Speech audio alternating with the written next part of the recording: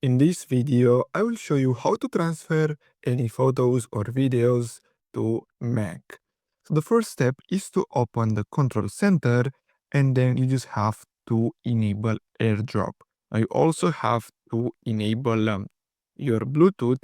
Now we just have to tap and hold here, and then from here we just have to choose for everyone for 10 minutes.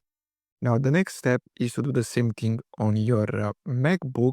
So open the control center and then go to AirDrop and then make sure to choose everyone. Now, after you do that, you just have to go to your gallery, then select your photos or videos, and then tap on the share button.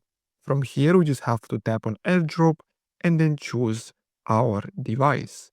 Now, we just have to wait a few seconds until this finishes, and then we have our photo.